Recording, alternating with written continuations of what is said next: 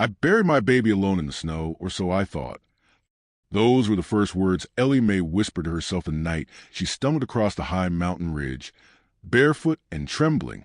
The sky above was swollen gray, and the wind cut through her shawl like knives.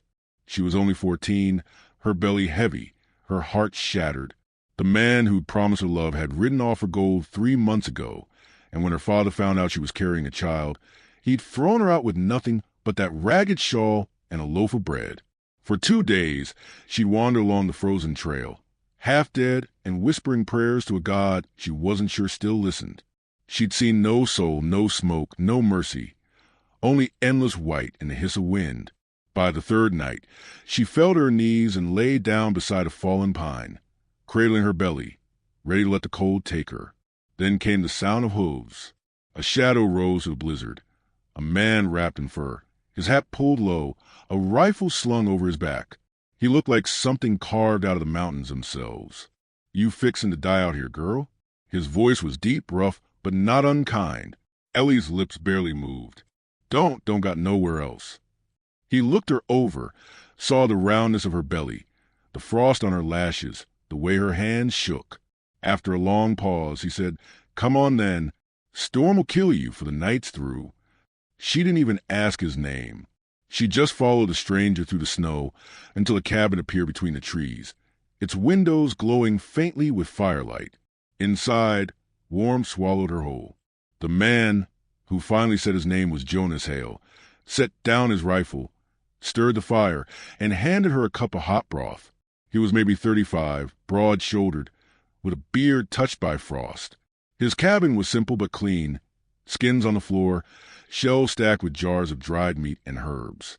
"You live here all alone?" Ellie asked weakly. He nodded once. "Ain't much call for company." But that night, as she drifted asleep on his late wife's old quilt, she heard him pacing the floor. Later, he stood at the window, staring out at the storm. Once, long ago, he'd had a wife and a baby boy, but fever had taken them both one cruel winter. Since then, he'd chosen solitude over sorrow. Yet somehow, seeing that lost girl shivering by his fire cracked something open inside him. Days turned into weeks. Ellie regained strength, though the baby grew restless inside her. Jonas hunted and chopped wood, and in the evenings he'd sit quietly while she mended torn shirts or hummed old hymns. She'd ask questions sometimes, about trapping or cooking, or how to shoot the rifle he kept over the door. "You remind me of my Martha," he said once, his voice low. "She'd have liked you." Then one bitter night, the pains came. It was a storm again, wind howling against the cabin, snow piling high. Ellie screamed till her voice cracked, clutching Jonas's hand as he boiled water, tore rags for cloth, did everything he knew from memory and desperation. Hours passed, too many. Then a silence fell so deep it seemed the world itself was holding its breath. And then an infant's cry. Jonas lifted the tiny, wriggling child, tears streaking his beard. "It's a girl," he whispered. Ellie sobbed, holding her daughter close. She's Hope," she said between gasps. "That's her name." Jonas smiled faintly. "Reckon that's a fine name." Spring thawed the mountains. Jonas taught Ellie how to set traps, how to find herbs in the snow-melt streams, how to ride the mule to fetch firewood. The cabin filled with laughter and baby cries. And slowly, Ellie's fear faded into strength.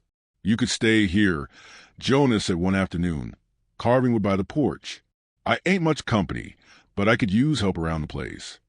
Ellie smiled, rocking the baby.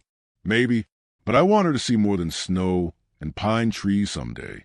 He nodded, though a shadow passed across his eyes. He knew she couldn't stay forever.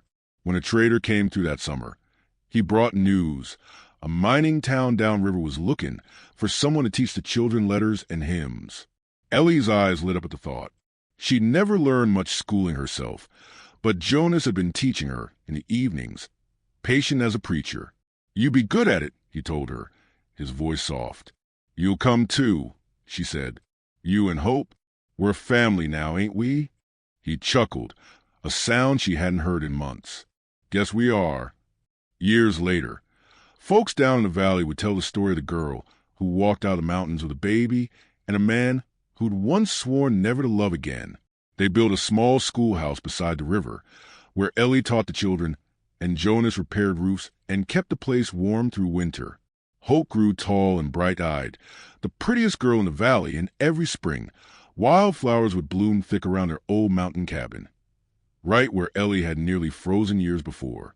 When travelers passed that way, they'd sometimes find Jonas sitting on the porch, baby Hope, now grown, singing by the fire, and Ellie smiling beside them. And if anyone asked how it all began, Ellie would just smile and say, "It started with a storm and a man who didn't turn away." Because sometimes, even in the harshest cold, kindness can take root and bloom like spring.